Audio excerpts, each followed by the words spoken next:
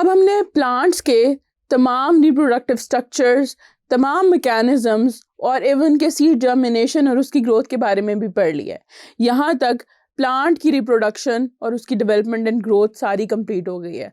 अब इस सेक्शन में जो हम फोकस करेंगे, जो बात करेंगे, that is about sexual reproduction in animals की। हमारा प्राइम फोकस जो है, बल्कि प्राइम नहीं, सारा का सारा फोकस जो है वो सेक्सुअल रिप्रोडक्शन पे होगा जो एनिमल्स के दरमियान में हो रही होती है। हम इनिशियली उसकी जनरल डिटेल्स भी देखेंगे और फिर लेटर ऑन अगले सेक्शंस में एक एग्जांपल के साथ उसको डिस्कस भी करेंगे। तो एनिमल्स में जो सेक्सुअल रिप्रोडक्शन होती है, अब जितने भी एनिमल्स हैं वो इसी प्रोसेस के थ्रू ही रिप्रोड्यूस करते हैं कि उसमें स्पर्म्स और एग की फ्यूजन होती ही है in order to like make a new individual, in order to make a baby। तो एनिमल्स में जब ये प्रोसेस होना होता है उससे पहले अगेन गैमीट्स ज़रूरी हैं। स्पर्म और एग की फ्यूजन के लिए हमारे पास स्पर्म और एग का होना भी ज़रूरी है।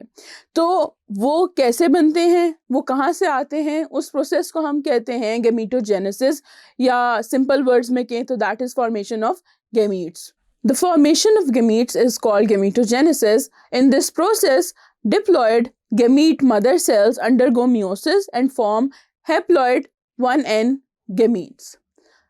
होता ये है कि हमारे पास जो 2n गैमीट मदर सेल्स होते हैं वो मियोसिस परफॉर्म करते हैं और हैप्लॉइड गैमीट्स हमारे पास बना देते हैं।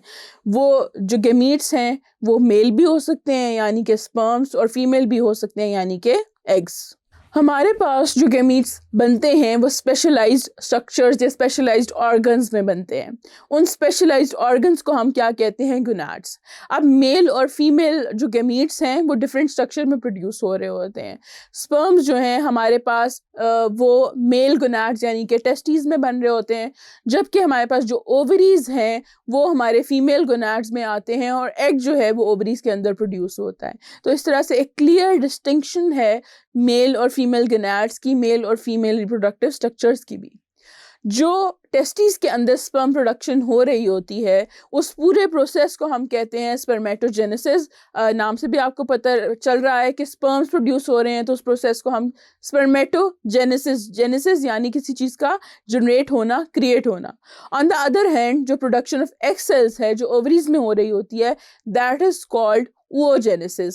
oogenesis जो है वो oocyte से निकला है, ओवा यानी एग, और जेनेसिस अगेन किसी चीज़ का क्रिएट होना या बनना। तो इस पूरे प्रोसेस को हम oogenesis कहते हैं। अब पहले हम स्पर्मेटोजेनेसिस को डिस्कस करेंगे कि किस तरह से होती है। टेस्टिस के अगर इंटरनल स्ट्रक्चर की हम बात करें तो उनके अंदर कुछ खास किस्म के टिब्यूल्स होते हैं और उनको हम कहते हैं सेमिनिफेरस टिब्यूल्स। सेमिनिफेरस टिब्यूल्स के अंदर कुछ सेल्स होते हैं जो रिपीटेडली डिवाइड करते हैं थ्रू माइटोसिस, और they result in the production of large number of diploid spermatogonia. इस स्टेज पे जो स्ट्रक्चर बन रहे होते हैं एक लार्ज नंबर में होते हैं और उनको हम कहते हैं स्पर्मेटोगोनिया, और ये माइटोसिस के रिजल्ट में होते हैं। वहाँ से फिर प्राइमरी स्पर्मेटोसाइट जो हैं वो डेवलप होते हैं। प्राइमरी स्पर्मेटोसाइट जो हैं देन दे अंडरगो मियोसिस 1 और वो रिजल्ट करते हैं इन हैप्लॉइड सेकेंडरी स्पर्मेटोसाइट्स। अब हैप्लॉइड है तो इट मीन्स कि एक सेल जो है वो 2 में डिवाइड हुआ है और जो जेनेटिक इन्फॉर्मेशन है वो 1n हो गई है 2n से। इसके बाद जो ये हैप्लॉइड सेकेंडरी स्पर्मेटोसाइट्स हैं ये दे अंडरगो मियोसिस 2, और मियोसिस 2 के रिजल्ट में what they do is they produce 4 haploid spermatids. अब ये स्पर्मेटिड्स जो हैं ये हैप्लॉइड हैं, इनके पास half the number of genetic information है, half the quantity of genetic information है, एक सेट है, ताकि जब गैमीट्स फ्यूज हो मेल और फीमेल, गैमीट्स हमेशा जो हैं वो हैप्लॉइड होते हैं इसलिए कि उनकी फ्यूजन के रिजल्ट में जो जाइगोट बने वो 2n हो और इन्फॉर्मेशन कंप्लीट हो जाए, तो उनके पास एक सेट होता है जेनेटिक इन्फॉर्मेशन का। अब इस स्टेज पे जो स्पर्मेटिड्स बनते हैं वो बन तो गए हैं but they are non motile. Non motile का मतलब है कि they can not move on their own, और इनको मोटिलिटी प्रोवाइड करने के लिए, क्योंकि एनिमल्स में स्पर्म की मोटिलिटी बहुत इंपॉर्टेंट है in order for the sperm to reach the egg cell. अब मोटिलिटी प्रोवाइड करने के लिए कुछ चेंजेस आती हैं इनमें। सबसे पहले तो क्या होता है कि इनका जो न्यूक्लियस है वो थोड़ा श्रिंक कर जाता है।